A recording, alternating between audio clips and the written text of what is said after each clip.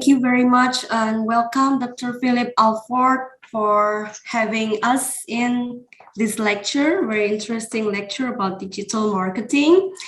And welcome back to all participants. Good afternoon. I hope that you are in good and safe condition and still energetic to follow today's second lecture. So this time we will have Dr. Philip Alford from the University of Southampton to deliver the third lecture entitled Small Business Entrepreneurial Marketing, facilitated by digitalization with special emphasis on marketing technology adoption and integration.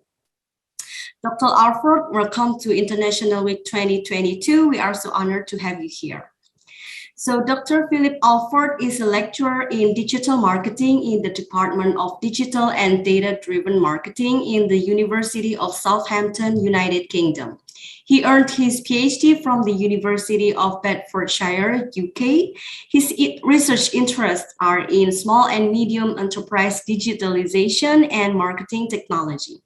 Professionally, he is currently the Director of the Visit Wiltshire Limited Board and the Director of Careers, Employability, Placements and Alumni Relations in the University of Southampton.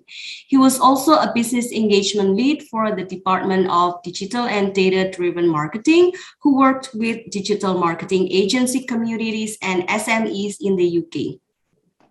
He has published journal articles, among which are the ones entitled Antecedents, Consequences, and Challenges of Small and Medium-Sized Enterprise Digitalization, which is published in Journal of Business Research in 2020, and another one in Marketing Technology for Adoption by Small Business, published in the Service Industries Journal in 2015. Well, first of all, a very good morning here in the UK, but I guess with you, a very good afternoon over in Indonesia. It's my very great honor to have this opportunity to present on my topic as part of IWEEK. And as Risa introduced in her very kind introduction, I'm very, very passionate about digitalization and digital marketing in small businesses and SMEs. And I was fascinated when Risa sent me the assignment brief that you are working on with the 6 SMEs based in Indonesia. I looked at some of the videos of the SMEs and I'll refer to those a little bit in my presentation. And I'm very hopeful that all of the students and participants that are listening to my talk today will find it of not only theoretical use, but also of practical use as part of your live assessment, working on a real live project. And incidentally, that's another topic very close to my heart, which is what we call here at Southampton experiential learning. Essentially, what I mean by that is that students learn by actually doing and putting into practice the theory that they learn in the classroom or on Zoom in this case. And that's something that I'm very much involved with at Southampton, because as Risa said in her introduction, I'm also Director of Student Employability at the University of Southampton Business School. And one of the central elements of that is giving our students more opportunities to work on live marketing briefs, just like the ones that you're working on for the 6 SMEs. So we're working on something very, very similar actually over here in Southampton. So let me get straight into my topic, and just to let you know as well that, you know, I don't think that it would be very kind of me to expect you to sit there for 90 minutes to listen to me talking, because, you know, your attention span, anybody's attention span will not last for that length of time. So what I'm suggesting is that I will do my best to finish the first part of my talk at around about, well, my time, 10:45, after about 45 minutes or 50 minutes into my talk. And then I'm going to ask you to go into breakout rooms for a fairly short period of time, maybe 15 minutes, to discuss a specific topic that I would like you to discuss related to my lecture, but also related to your assignments.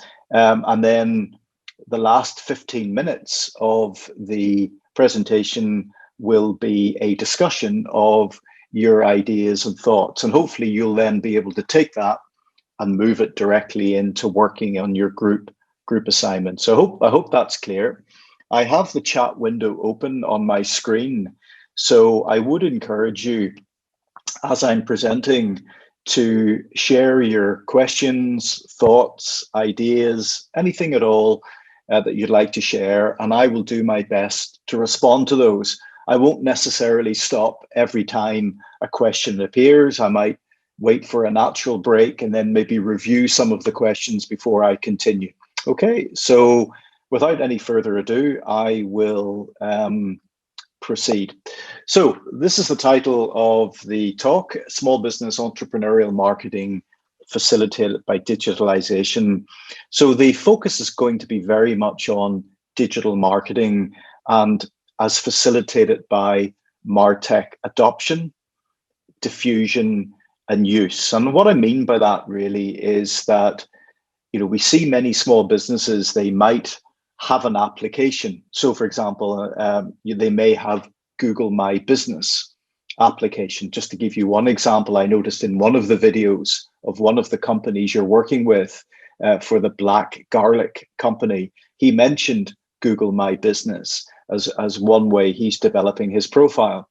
But what's important is that that technology is diffused, in other words, integrated into the business so that it adds real practical value for the business. And I think that's important. Small businesses are constrained by time, sometimes by knowledge and skills and other resources. So it's very, very important to understand how the small business can effectively integrate technology into their marketing activity. Okay, so this is an outline of what we will cover in the talk today, and I'll not repeat that, and I'll not go through that because it will take a little bit of time, and actually, hopefully, that will become quite self-explanatory as we continue. So I'll proceed on to the next slide.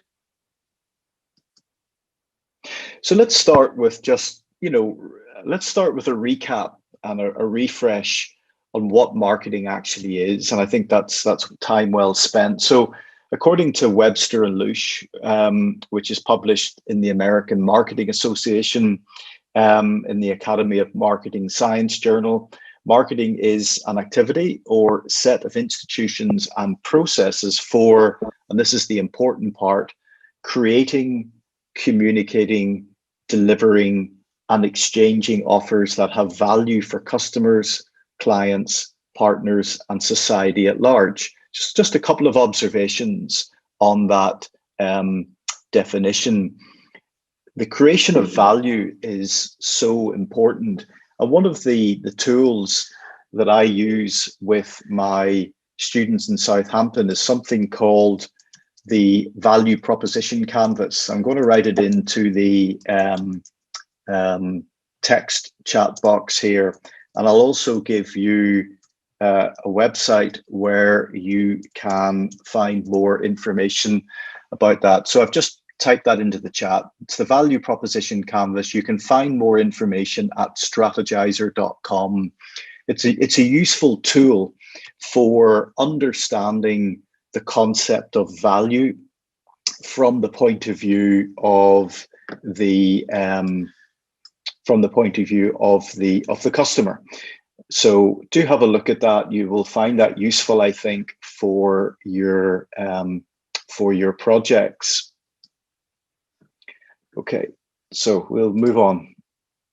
But let's have a look then specifically at digital marketing and what does what does digital marketing mean? And again, from the literature, from the International Journal of Research in Marketing, Cannon and Lee define digital marketing as an adaptive, technology enabled, and I've underlined that because we're going to talk about technology today, process by which firms collaborate with customers and partners to jointly create, communicate, deliver, and sustain value for all stakeholders. So there's a similar theme there to the generic marketing definition. And it's worth also saying, focusing a little bit on this idea of partner collaboration, because many small businesses, one of the resources that very often they are not sufficiently aware of is their partners that they can work with to jointly promote and market their business. So for example, many of the small businesses that you're working on in your projects are family-run businesses. They have a family network. They're part of a community. They have a story behind their brand. And I would encourage you, when you meet with your business owner and you watch the videos, pay close attention on the story behind the brand, because I was fascinated. I just was watching earlier the example of one of the companies that where she's combining two different types of material. I can't remember the names of the different materials. One was batik, I think BATIK. Very interesting. She talked about her story and what was kind of unusual about her business. So these are all resources that can be used for storytelling and to start to build the value proposition for the business.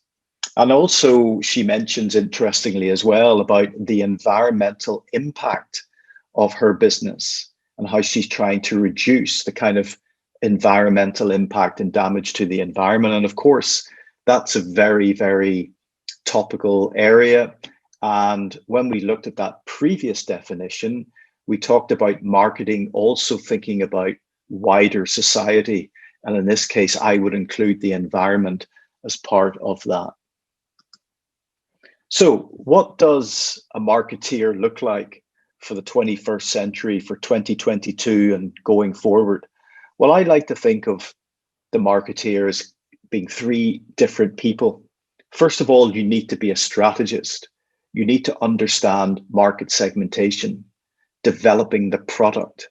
And I noticed actually in the videos of the businesses, they spent most of their time talking about their product and much, much less time talking about their marketing. So I think they really do need your help in taking this wonderful product and creating an interesting value proposition and then using digital marketing to communicate that to their customers. So you need to be a strategist, but you also need to be an analyst. Increasingly, marketeers need to be comfortable with data because, you know, I'm in the Department of Data-Driven Marketing at Southampton, and all digital interactions, whether it's on social media or over Google, on the website, or email marketing or affiliate marketing or whatever platform it is, will come with an extensive range of data. And very often, particularly with small businesses, it's about understanding which data is of particular importance. Generally speaking, the research shows that small businesses don't create detailed long-term marketing plans. They work in a much more agile way. So it's important that data is used as and when it is needed. So for instance, if you launch a social media marketing campaign, it's very important that you look at the engagement, for example, even down to the individual level of a post. Or if you change a web page on your website to create a new offer, you must understand how you can gather the data and analyze the data to understand the engagement with that web page. And this is the level that we can work at when we're talking about small business digital marketing. And then finally, in order to make all of this happen, you as students of marketing and business must also be very aware of the technology landscape that is developing. And I've got some slides on that shortly. So just to introduce the concept of entrepreneurial marketing, I mentioned the idea of more agile marketing, less of this idea of a formal long-term business strategy. And that's very much at the heart of entrepreneurial marketing. And you can see the definition here from these authors in the Journal of Marketing Theory and Practice. And they refer to entrepreneurial marketing as, and I quote, the proactive identification and exploitation of opportunities. So one of the things that you will be looking at with your businesses is helping them to identify those opportunities and then how they might be able to exploit those opportunities. And those relate to acquiring and retaining profitable customers. I think small business, they very often think about the acquisition of customers, but maybe focus a little bit less on the retention of customers. And all of the research suggests that it's up to 5 times more expensive to acquire a new customer than it is to retain an existing customer. So it makes economic sense and business sense to do what you can to retain customers. The other thing I would add to that is that when you retain happy customers, loyal customers, they will in effect do the marketing for you, because they will create positive reviews.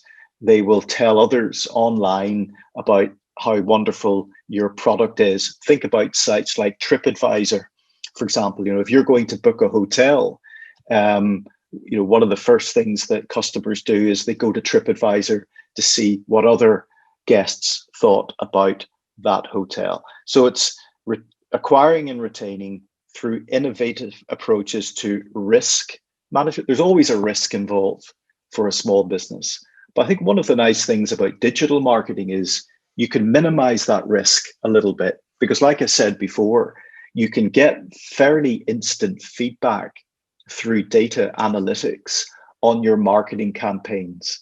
That will enable you to have a less risky approach. You're not sort of putting all of your eggs into one basket, if that makes sense.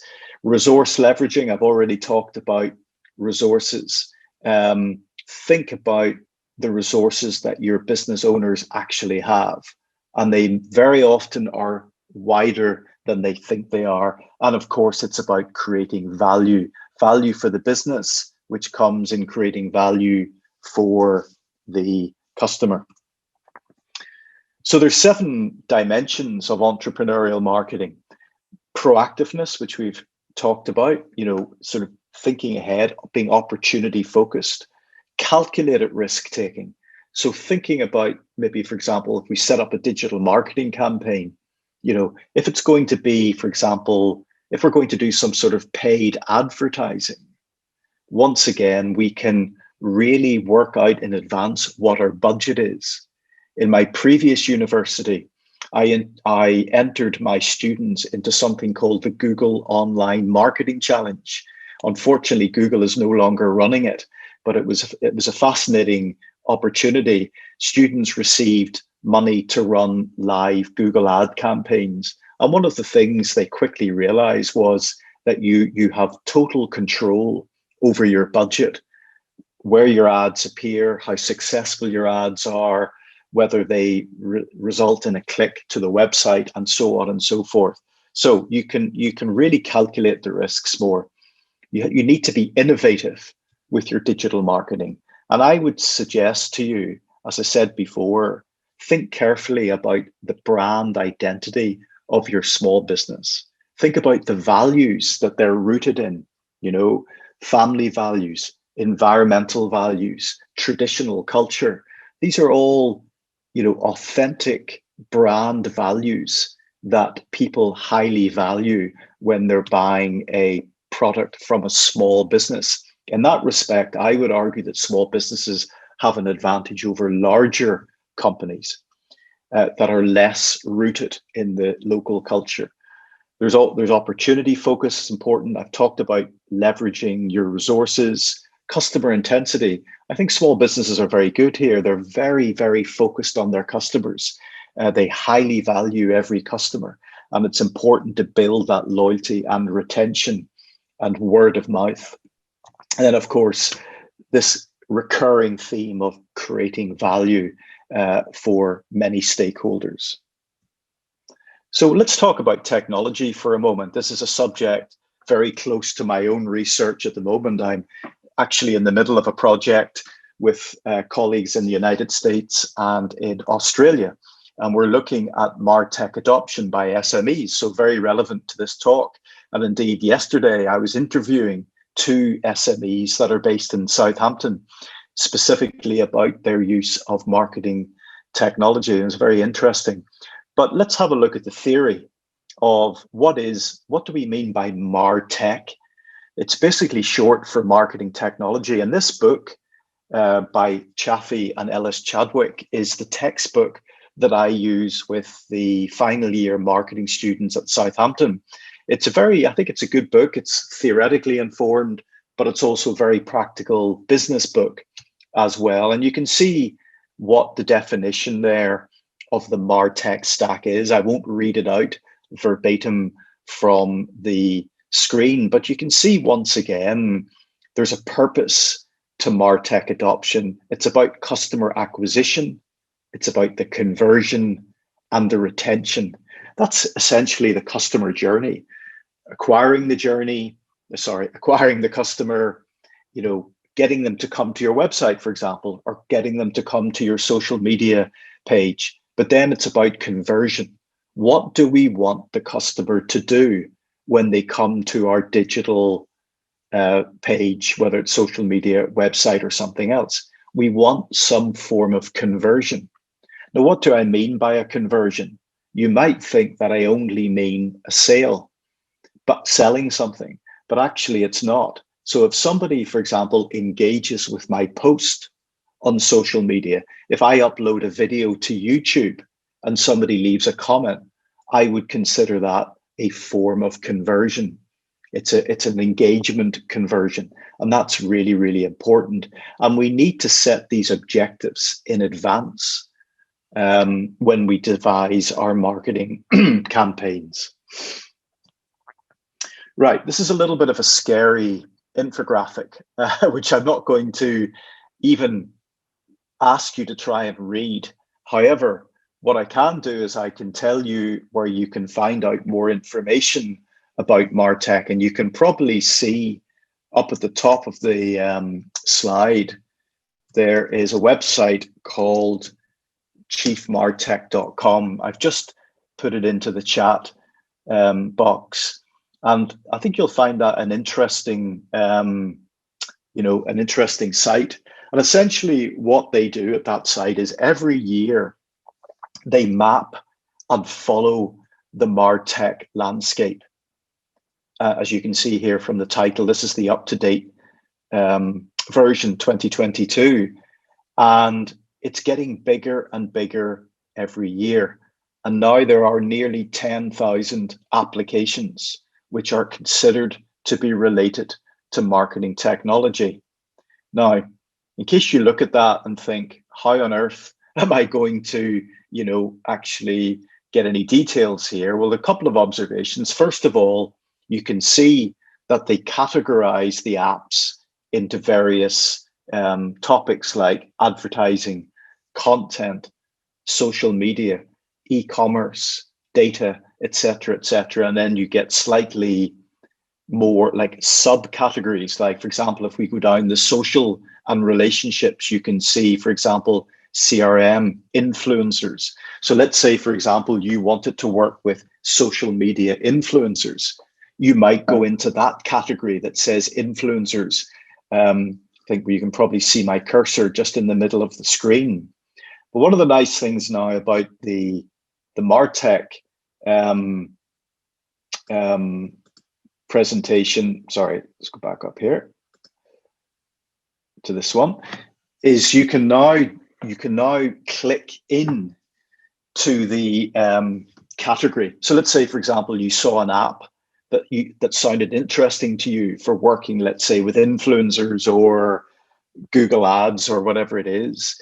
You can click in and take a closer look. So, for example, you can see here in this zoom in that once you click, it pops up information about the application. So this is quite a nice way to start to understand some of the tools and apps that are available for digital marketing. But I just want to throw a couple of things in to you. What we're looking at here is not something that you would put in front of a small business owner, because it would just be confusing. And indeed, the word MarTech is very much an industry word. It isn't a word that small business owners would understand or even be interested in. So we always have to remember that what you're learning at one level is fine. It's important for you as students of marketing and business to learn this stuff, but you must remember that when you're doing consultations with small business owners, you have to present it in a different way, as I was discussing earlier. And we can maybe have a discussion about that a little bit later. This is a slightly more, really, I'm not going to spend too much time. It's really one of those slides that I'll just leave with you as a resource. And basically, it's just showing a much more strategic overview of developing a MarTech stack.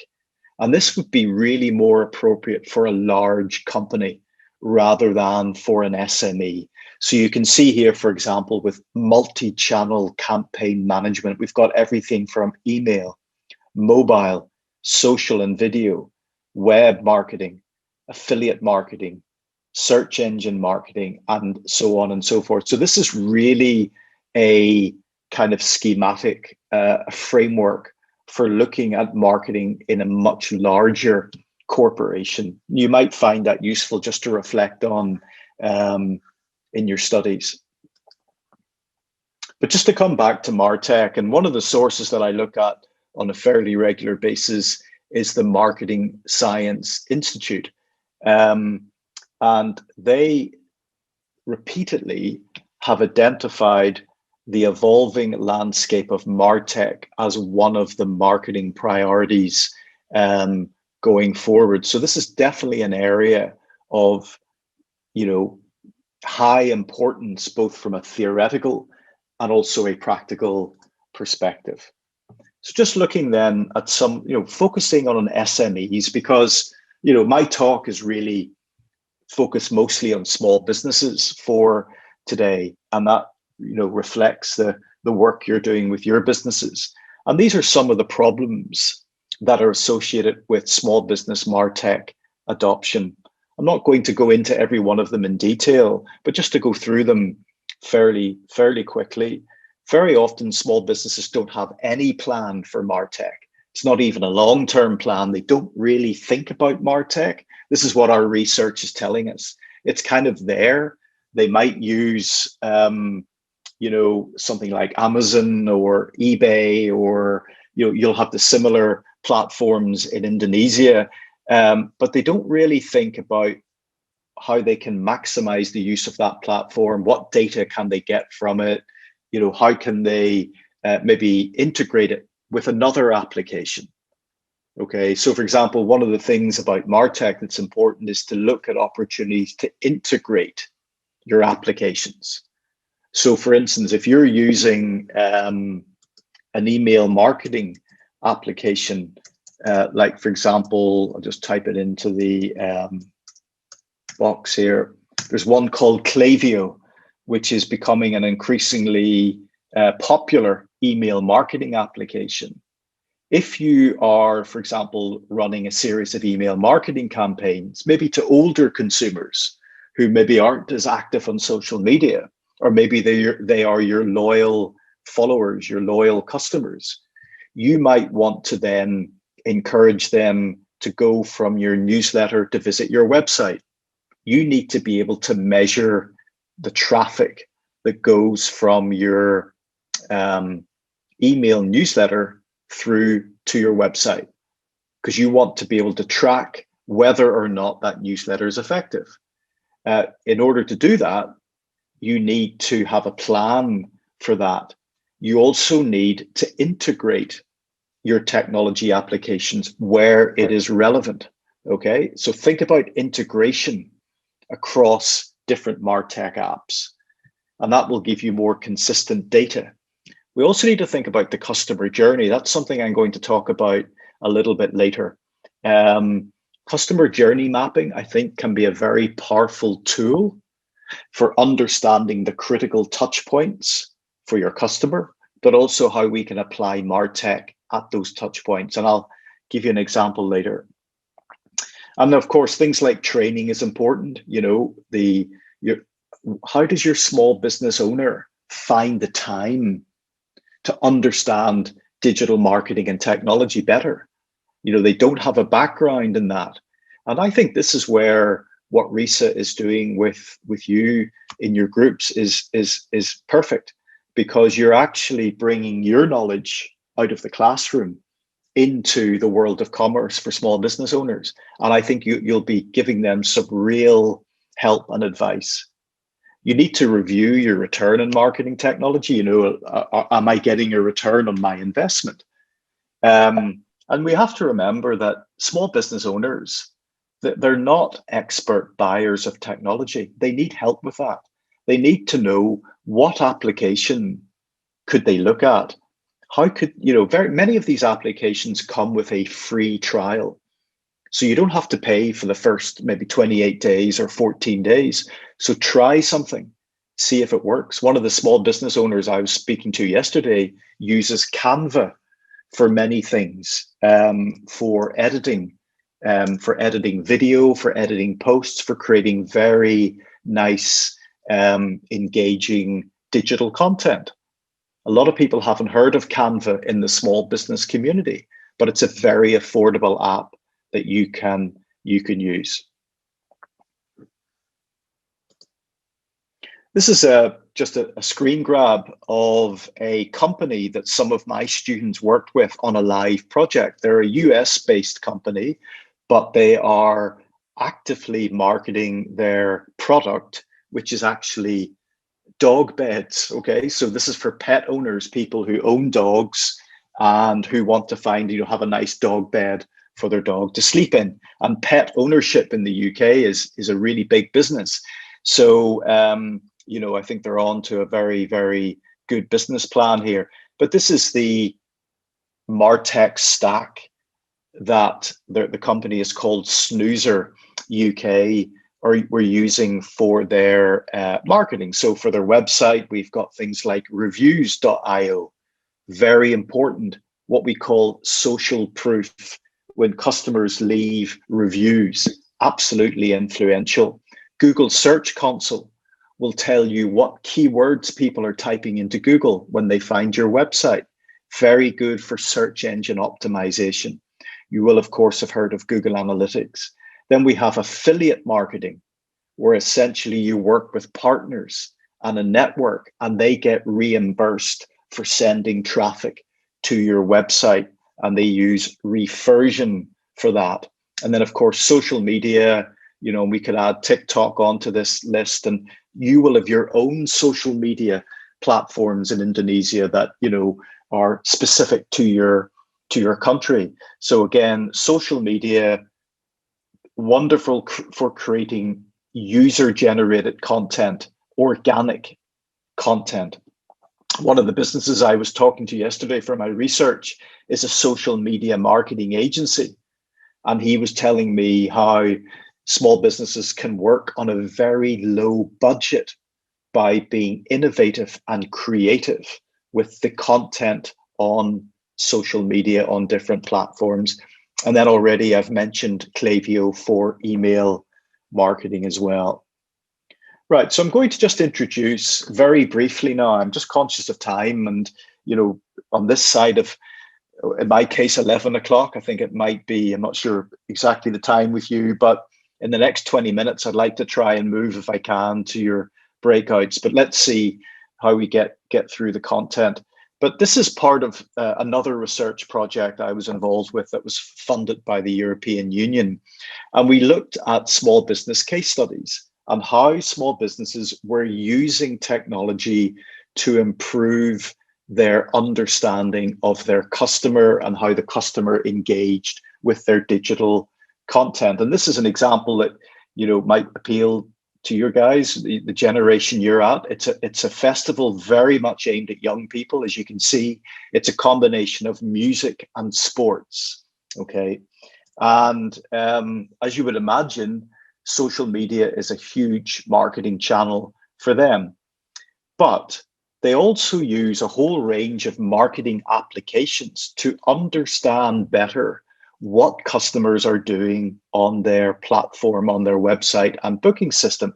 So marketing technology is not only about communicating, you know, Facebook or Instagram, whatever it is. It's also about understanding what's happening in the back end, in sort of behind the scenes, if you like.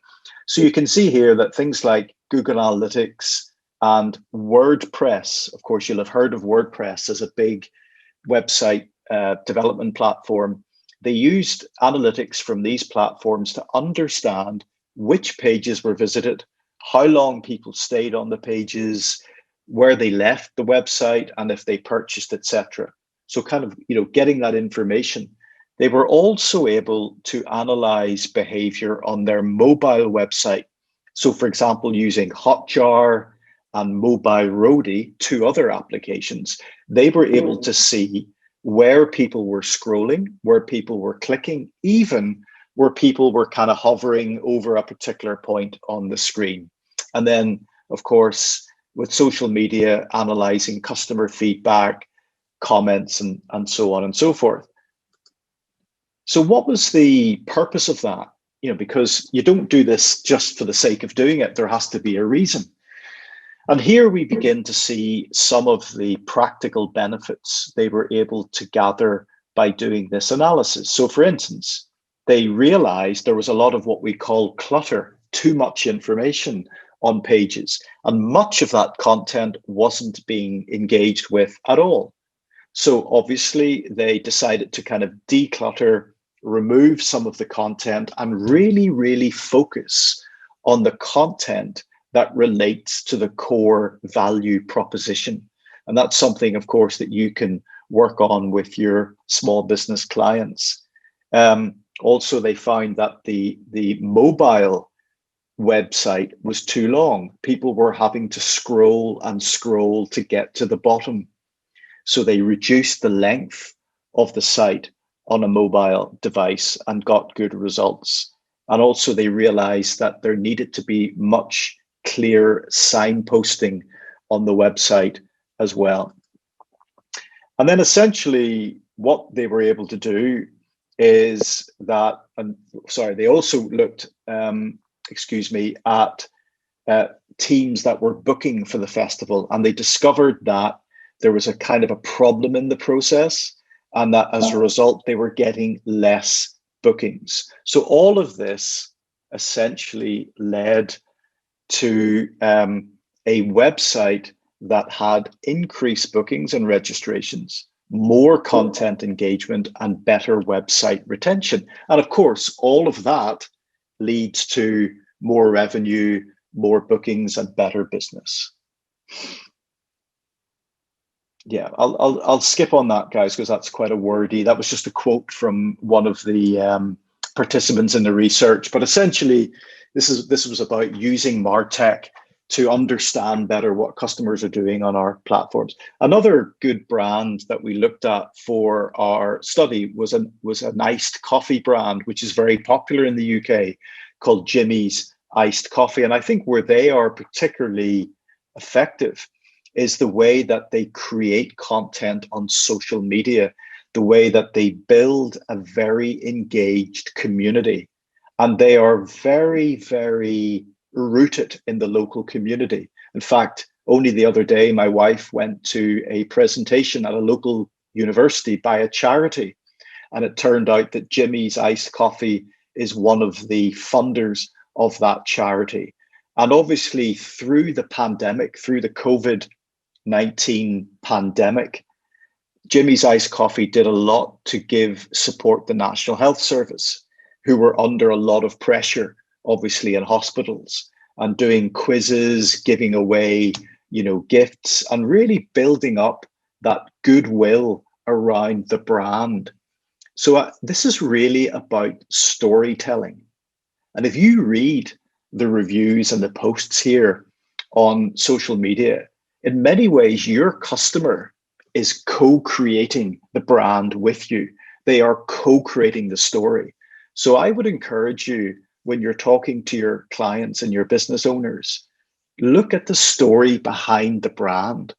Look at what might be engaging to buyers, because people don't just buy a product, they buy an experience. They buy a brand, they buy an identity. So, as we can see here, very effective with building a community on social media. Another good example, this chap, Matt, was somebody I interviewed. I know him well. He was responsible for digital marketing at a hospitality company, hotels, restaurants, pizza restaurants, etc. And one of the things I found very interesting about the interview with Matt was the way in which they configured their MarTech stack to give the customer a better overall experience. Now, this is what they call the Hug Club, which is their loyalty program.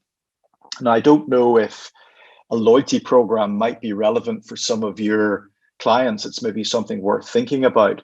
But this is some of the data that they were able to gather from running their loyalty program, which all starts to build a better view of the customer. And the idea is to kind of realize this kind of personalized service. And the idea here is represented by, if you like to drink a certain kind of wine, then you have this personal delivery to your doorstep. It really just captures the idea of personalized marketing. The more that we understand about our customers, the more we can personalize. And these are the different types of audiences that you'll recognize. This is market segmentation, essentially, that they were engaged with. But they also use something called buyer personas. Buyer personas is something that comes very much with digital marketing. So if you haven't studied, it's not, I don't have time to cover it in my own lecture today, but have a look at some of the literature and reports around creating buyer personas. I think you might find that useful for your projects. And then, as I was mentioned earlier, about the customer journey. And this is an example of where Urban Guild, the company that Matt worked for, looked at this kind of before, during, and after customer journey. And you can see here, and I would encourage you to start thinking about similar kind of pathways. I'm going to show you a couple more examples a little bit later, but this is how they mapped it out in the case of a restaurant, okay? And in a restaurant, you've kind of got before is digital, during is kind of in person, so you're at the restaurant, and afterwards is a digital again. And it might be the case also with your businesses, because I noticed a number of them have actual physical shops that you can go to buy the product. So again, there could be a similar kind of pathway, digital engagement in the shop, and then post-purchase engagement that goes online again. And what Urban Guild did very effectively is they took their MarTech stack, which is all of these things going on. These are all the different applications and tools they used as part of their business for reservations, website, e-commerce, etc. And essentially what they did is they brought it together using MailChimp, which is the email marketing software, to bring all of that data into one place. They were trying to get this kind of what Matt called a 360-degree view of the customer, trying to capture as many interactions with the customer as possible. So it would be interesting, I think, as a mapping exercise, when you talk to your client, understand what marketing channels and technologies are they currently using? How are they using them? How could they use them better to support their customer engagement? And these are some of the metrics because, you know, I mentioned earlier, digital marketing comes with a whole host of data. What sort of metrics did Urban Guild capture as part of their return on investment, return on marketing spend? This gives you an idea. And I would also encourage you to start, when you talk to your client, how do they measure the impact of the money and the time they spend on their marketing? Because they may not be spending much money on it, but they might be spending quite a lot of time. And for a small business, time is money. Right, I want to talk a little bit here about customer experience journey mapping. Journey mapping is something I like, as a concept. There's an interesting, just typing it in to the into the chat. There's an interesting article in the Journal of Marketing, which I've just typed by these two authors, Lemon and Verhoef. I think they're from the Netherlands, on customer experience journey mapping. So if you get an opportunity and you've access to that journal, you could have a look at that article. But I'm going to just give you a few ideas to think about here. I'm running a little bit over my 45 minutes when you were going to do the breakouts, but I do want to get through my content with you so that you're then nicely prepared. So customer experience journey mapping, let's look at this as a framework for technology. Okay, so just a little bit, again, to step back, you can see, I don't know if you can see at the very bottom of the slide, there's an interesting book written by Philip Kotler, who of course is one of the original marketing authors, and it's called Marketing 4.0. Again, just coming into the box, Philip Kotler, Marketing 4.0, moving from traditional to digital.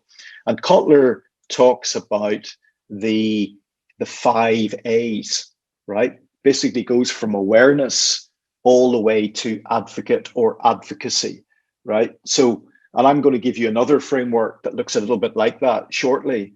And I think you might find these very interesting and useful in some ways to create a framework for your client.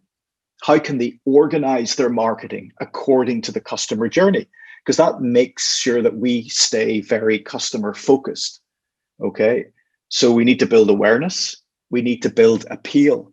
That could be done very effectively and low cost via social media, for example.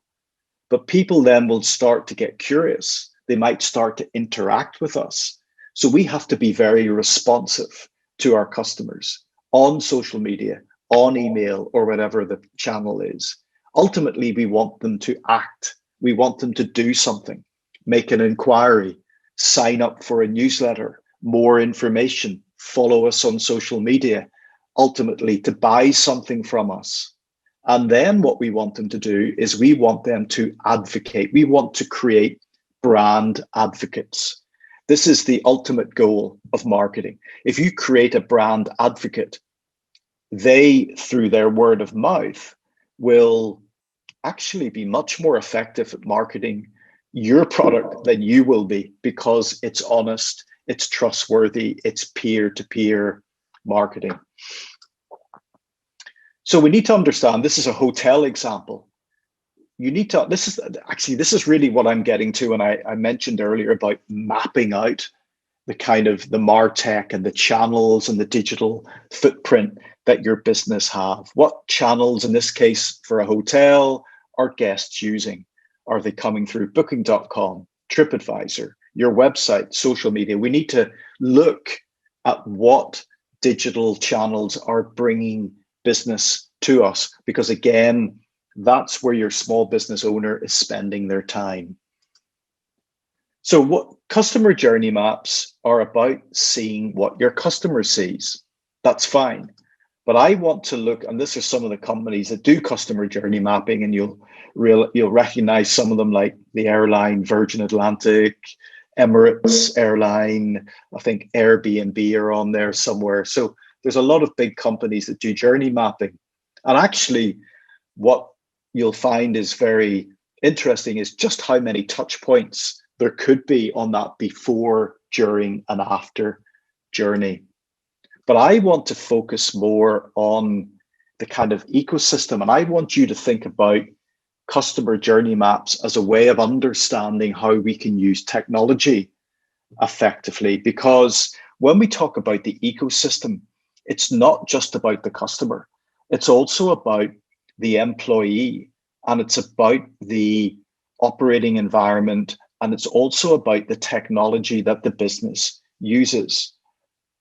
So this is an example of, what journey mapping can look like.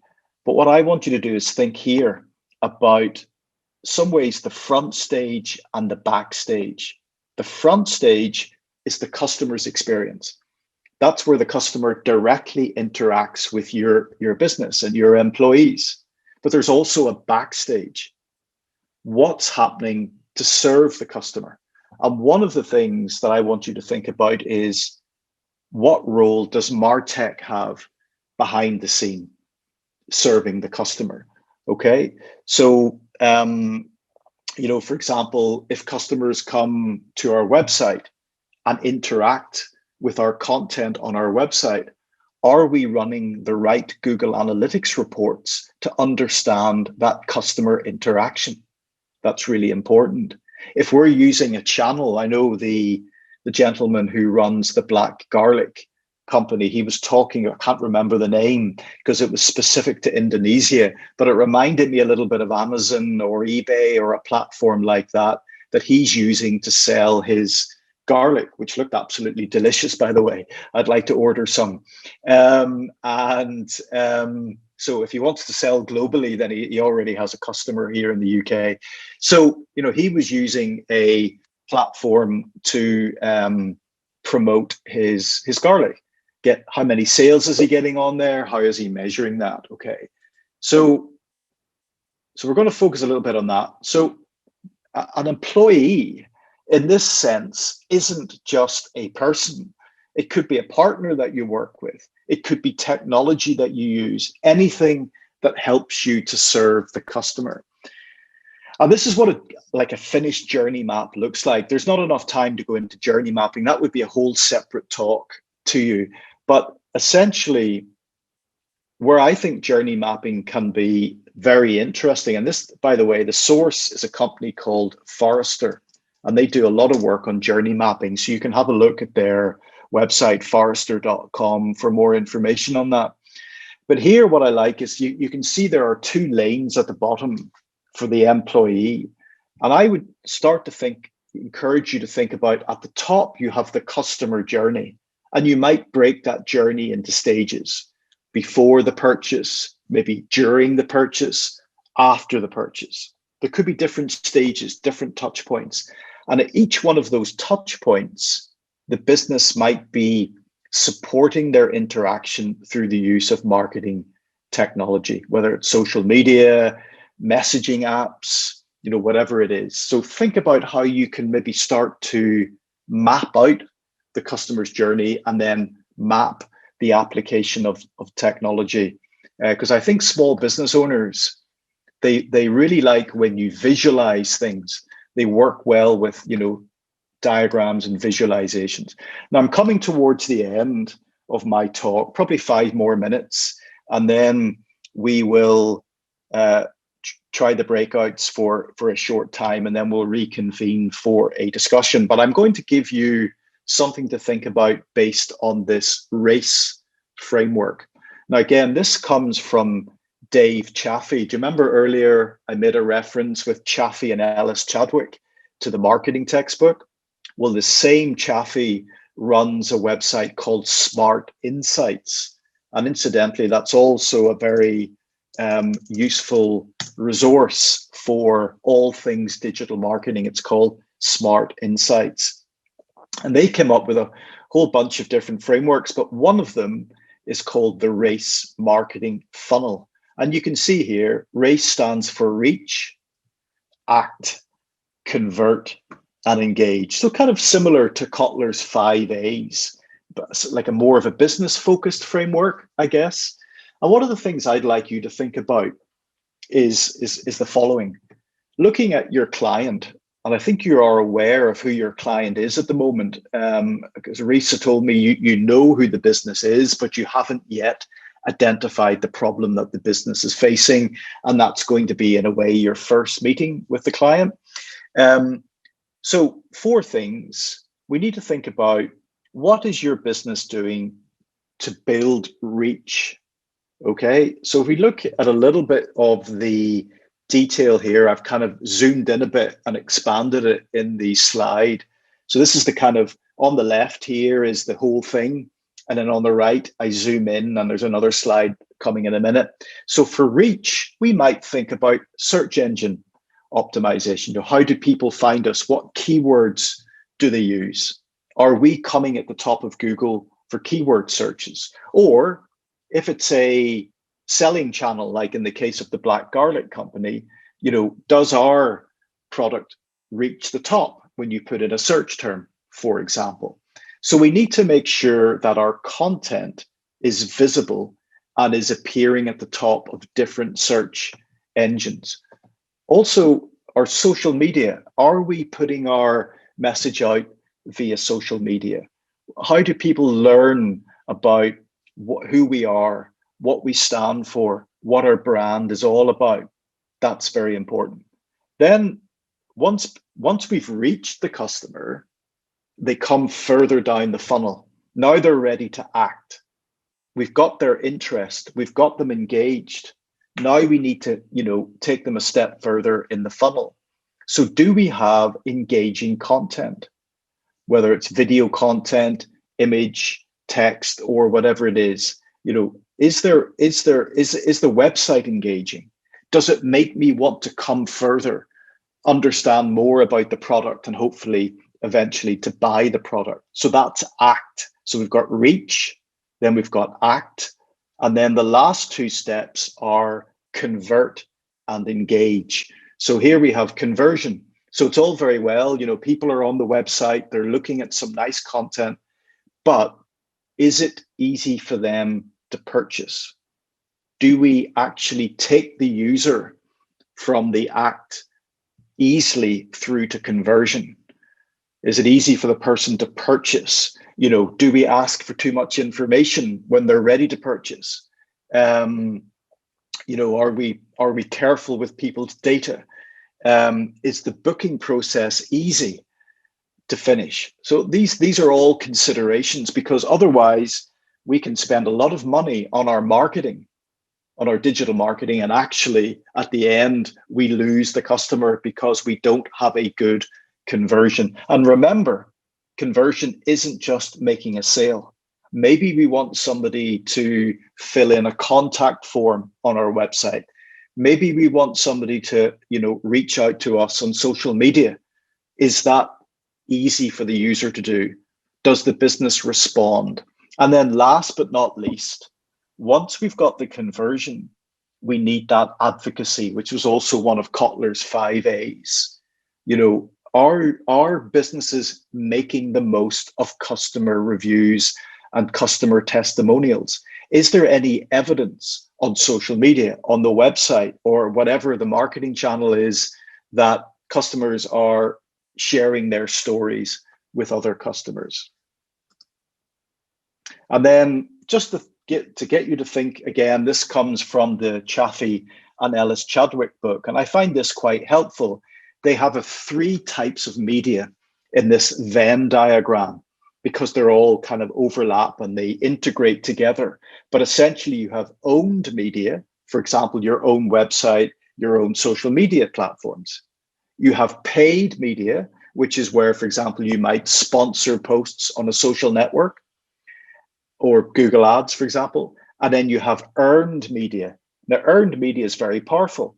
Earned media would include customer reviews, positive stories on social media by other customers. However, also remember that earned media includes, public relations, PR, and editorial.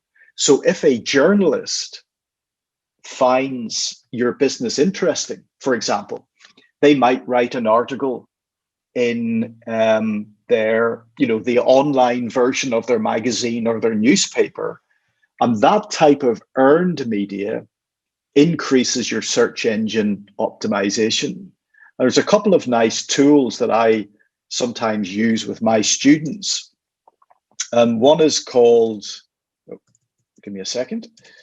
I'll just type it into the box. And the other one is, both of those tools are very helpful for understanding the sort of backlinks you're getting from other digital sites. And both of these have a free trial. It might be worth exploring them and maybe using them as part of your client projects.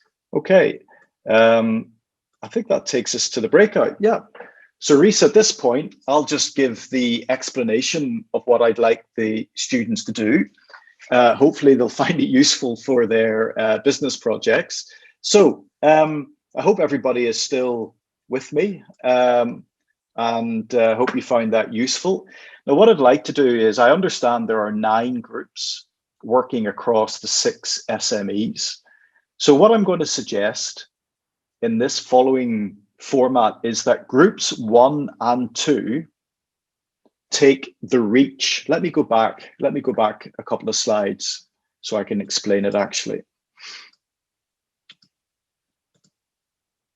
Okay, I'll come here. So just get my camera again, facing the camera. Okay, so so you remember that's reach, act, convert, and engage. Now, what I'd like groups 1 and 2 to do is spend about 10 to 15 minutes discussing, maybe having a quick look at what their client is currently doing online to build awareness and reach more customers. That's groups 1 and 2. And there, you don't need to make a formal presentation to me when you come back. We don't have time for that. I will simply ask for, probably using the chat box because it's a little bit quicker that way, or maybe you switch your camera on and you give me your ideas over the microphone. But sometimes the chat function makes things a little bit quicker, to be honest. So we've got groups 1 and 2 for reach.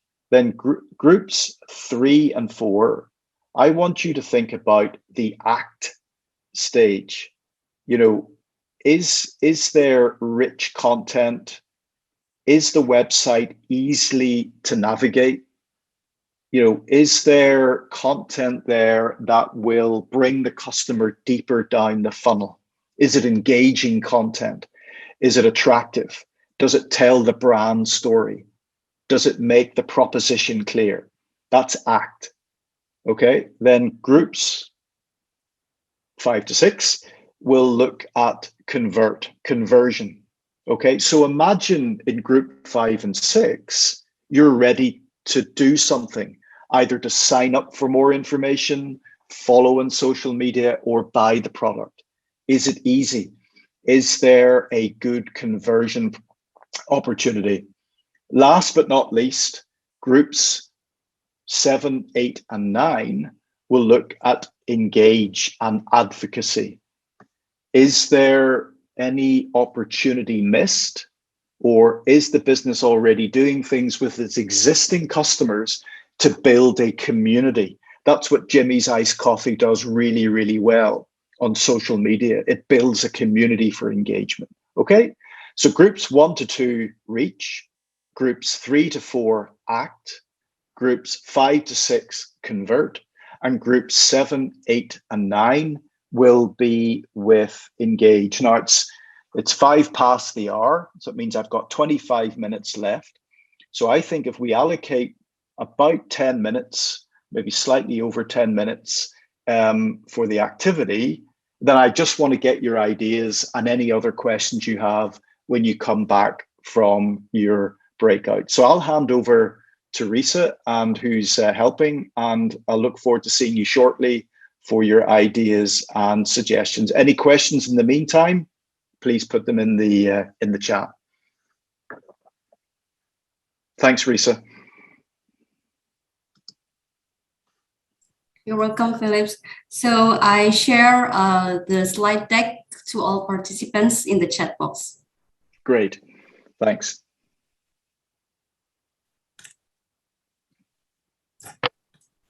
So all participants, please join to the groups in the breakout rooms already prepared here.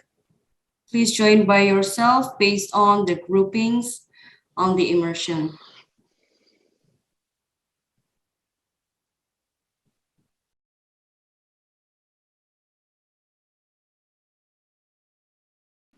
Excuse me, I have a question. Yes, please. Yep. So the company, the enterprise that assigned to my group, they don't have any like social media page or so the only source that we have is the YouTube video that is provided by the IWEEK. So there's nothing Okay. much that we can do about it right now. Sure.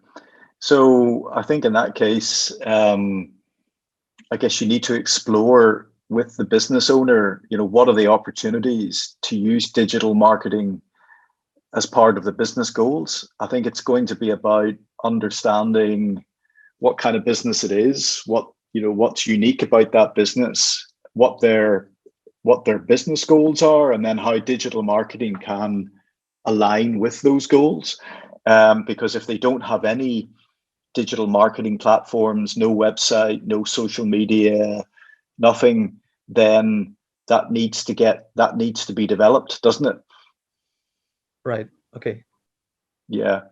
So I Okay. think you're starting from from the beginning, really, to build something. But that's also really interesting because you can start to understand the business, what the value proposition of the business is, and then begin to build on that. So I noticed we have the owner of Black Garlic Adimas. I was just going to share because I was looking at his website a moment ago. He's in the group. Just thought it might be interesting while we're talking. And then I think, Risa, people can come back in now. Maybe it's fine. Okay, then I will close all rooms. Yeah, just let's get people back in, and we'll have a conversation. So I hope the owner of Black Garlic Adimas doesn't mind me sharing this. If you prefer not to, then let me know in the chat. I think it's Ahmed. I was talking to him on the chat. So he said he's the owner of Black Garlic Adimas. So this is one of your SMEs, Risa, I think, taking part in the project. Can I ask which students are working on this SME? Could I have somebody maybe either in the chat come forward or group 5? Group 5. Yes. Yeah. So anybody here from Group 5? Anyway, I'll talk while the students are coming back into the main room, and then I'll ask for some volunteers to either switch their camera on and give me their ideas or questions, just the way Rinaldi has a moment ago. But in the meantime, just as Ahmed is here, I think this is a lovely image on Ahmed's website. It's a very kind of in sort of really captures the essence of the product, in my opinion. Obviously, and I'm sure Ahmed would agree, there's probably a lot of things could be recommended for this website in terms of how it could improve the reach and the act and the convert, maybe not so much the engage, because that's probably more on social media. And Ahmed, I think you might have a YouTube channel, I think, which could be a nice starting point for, and maybe you also have Instagram, I think, as well. So certainly that can be used as part of the engagement process of the race funnel. But if we go down here, I mean, I like the information, but for me personally, I'm not yet at this stage in my journey. So, I've put in a Google search and I came to your website, and what I'm after is more inspiration rather than information. So I want to have something a little bit more engaging content, maybe some more nice images, maybe a video embedded on here that's going to get me deeper into the website. Then I might be more interested in some of the health benefits, which I think is a really good angle, a really interesting part of your value proposition. It's the health. Everybody now is so aware of their health benefits. So this is a very important point. So I think, you know, there are, and then of course, down here, we've got the social proof, the advocacy, you know, these customers telling us that's fine. But certainly in the UK, you know, these are honest reviews, which are fantastic. But sometimes having those on social media platforms is even more powerful, because it's more natural, it's more user generated. But yeah, I think obviously I've done the English translation here, but yeah, lovely images, great gallery. You know how to find the store. There's a lot of information here. Definitely can be developed and built on by the group. Okay, so let's think about groups 1 and 2 then, Risa. We've only got probably about six or 7 minutes left. So groups 1 and 2, in terms of reach, what is your business currently doing? What could they be doing better to build awareness of their product or service, do you think? And that's the groups 1 and 2. In fact, we don't have to do it in order, Risa. I can just open this up to the chat message, to the chat function, so you don't have to wait. So groups 1 and 2, that's the question. Groups 3 and 4, what about the act stage? How can they get more interaction with their digital content? That's groups 3 and 4. Groups 5 and 6, how can they be better at converting? And then finally, groups 7 to 9, how can they build engaged community and engagement and advocacy around the brand? So if you have any ideas, if you could put your group number in the chat, followed by just a word or 2 words or a question, that would be great. Yep, Saeed, either way, you can chat, you can type the chat, or you can switch on your microphone and camera. I don't mind, whichever you prefer. Okay, so just waiting Hello. for Saeed to, okay. I think he's switching on his microphone. Yeah. I'm Jilan. I'm from group 1. Okay. And Wonderful. I have several suggestions for our for your business, for reach. yeah, Yeah. for our business.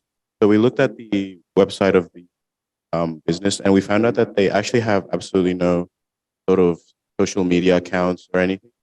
So that's like the first step for us. Just that they have, you know, they make a social media account and use Google Businesses, because they don't even have that yet. We've also devised several strategies for them to use, reach out to new customers, and that includes Instagram ads, paid promotions, vouchers, and one thing we really thought it could really benefit is because of their location, they can have many partnerships with other companies in the area. Most notably is called the Lava Tour, where a lot of tourists go up onto the volcano and you know, look around and stuff, make partnerships with them so that they stop by at the coffee shop, and yeah, and because they have a lot of a strong brand identity. That sounds great. Yeah, well, I think if they have a strong brand identity, then maybe start by thinking about how you can build the organic content, because I think ads can be very effective. But just remember that, you know, for a lot of small businesses, advertising campaigns can get very expensive very quickly and use up all of your marketing budget. So maybe think first of all about what they can do before they use the paid media. So do you remember we looked at 3 types of media: owned, earned, and paid. So maybe focus at the moment on the owned and the earned, and leave the paid until a little bit later. That would be my advice at the moment, if they have a strong brand identity. I love your idea about partnerships, because that's a great way to build up your organic content online and increase your search engine optimization so that you appear at the top of the search results. So yeah, I think that's really, really important. If they're selling the product online, then of course they could set up a website, or they could set up an e-commerce site. So you've got platforms like Shopify. There may be platforms, e-commerce platforms bespoke to Indonesia that you could use rather than something like Shopify, but you could actually build an e-commerce site rather than just building a generic website. Depends on what it is they're selling. But yeah, I like your ideas. And then obviously find out what type of keywords consumers will use when they're searching for that type of product. That's great. So I have a couple of so chats are coming in now.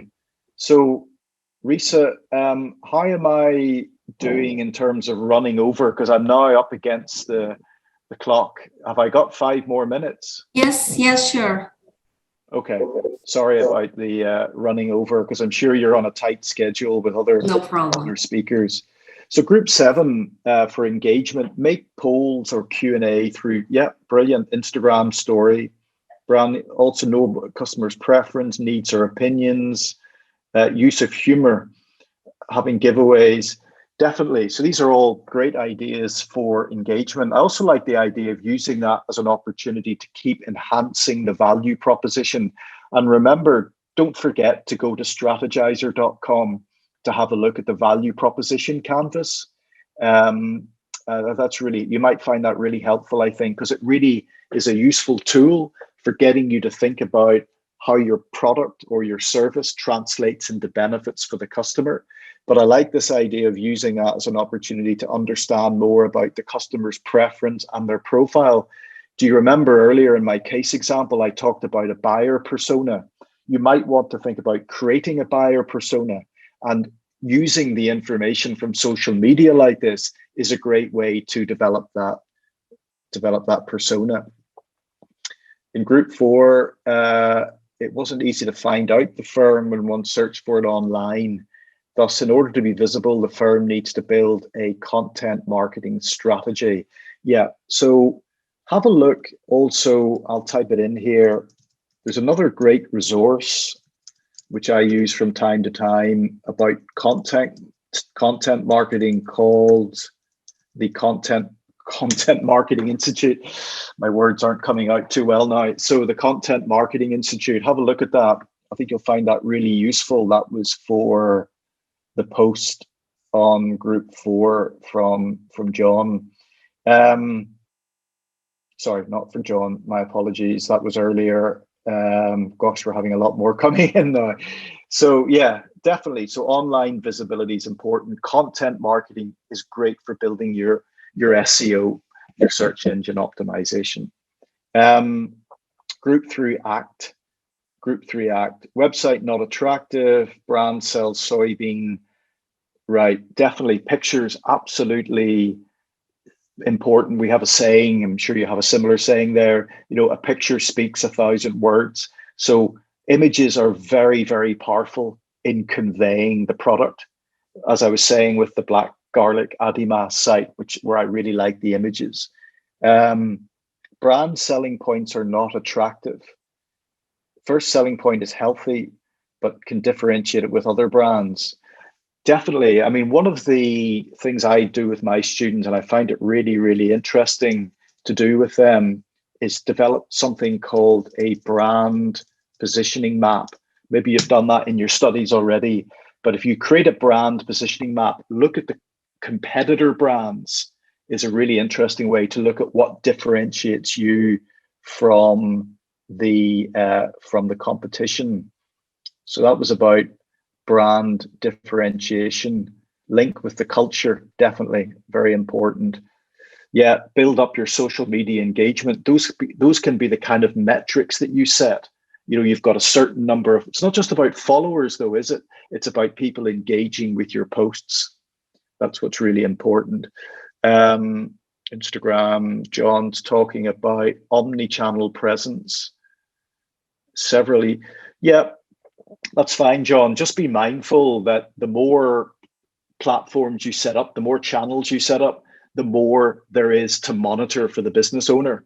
So you have to be, sometimes we have a saying called less is more, doing more with less. Okay, so just be careful about that.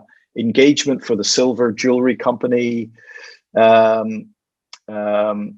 conveying the story behind the brand, which, yeah, great, which relates to the core value proposition. What is that story? So when you talk to your owner and watch the video, you'll get a real great understanding of what the story behind, what are the key selling points of that story. Community building. Yeah, I think these lifestyle businesses, they can be really great at building an engaged community. Also, yeah, great. Love stories, tips how to maintain the rings. Yeah, educating as well. You know, it's a bit like with black garlic, educating. Sorry, I didn't realize I'm still sharing my screen. Apologies. Sorry, now I'm missing everybody's photograph because I was sharing my screen. Right, I can see you all now in your cameras. That's better. Definitely. So education is part of marketing, educating the customer about your proposition, health benefits, practical benefits, you know, et cetera, et cetera. Group Pharrell research haven't updated their social media e-commerce since 2019. Boost conversion, update e-commerce. Right. Yeah. So people can buy. Always a good idea to go through that journey yourself. Maybe think about using that customer journey mapping technique. Yeah. Like, what are the key steps on the journey and where are some of the difficulties? You might get to a certain point on the website and go, I'm confused. I don't know where to go, or the checkout process is too long. So always think about putting yourself in the shoes of your user. Risa, just tell me when we're out of time because I'm just reading the messages. Number 9, engagement, monitor social media feedback, attend, yeah, industry events. This is not all about digital, guys. This is about hybrid, but like what Risa said about the lecture, it's hybrid, it's in-person and online, it's digital and it's non-digital. Going to events, you know, real print material, advertising outside, working with partners. It's a hybrid approach to marketing. Definitely follow up in customer loyalty program. Yep, that can be a useful way to build up your advocates. But think about the value that you're giving through that program. A lot of small businesses, they create some kind of loyalty program, and to be honest, the benefits aren't really clear. Why would I sign up for your loyalty program? What added advantages does that give to me? I think we're getting towards the bottom now. Group 2, reach, lack of social media exposure. Yeah, traditional word of mouth, increase social media presence, hire a social media team. That's okay if you're like a big company with a big marketing budget, but I guess that these small businesses won't have the budget to hire a social media marketing team. So maybe that'll be you guys helping them out. Very often, businesses that my students work with ask the students to come and help them, and you might even get paid. Who knows? Yeah. So I think that might be, think about maybe practical suggestions for building up the social media presence. Think about the brand story. Think about the education angle. Think about things you can provide that are of practical benefit to your customers before you talk about, you know, employing a team. Group 6, last social media upgrade 6 months. Yeah, you know, social media has to be updated. So maybe it's about, you know, taking smaller steps and then measuring each of those steps as you go. Remember, entrepreneurial marketing is about being opportunity focused. It's about being agile, being able to turn at a short notice. Yeah, that's the advantage small businesses have over big businesses. And then this is the last one, and then I think Risa will ask me to finish. But conversion on group 5. Yeah. Okay. So the business is focused around the area that is manufactured.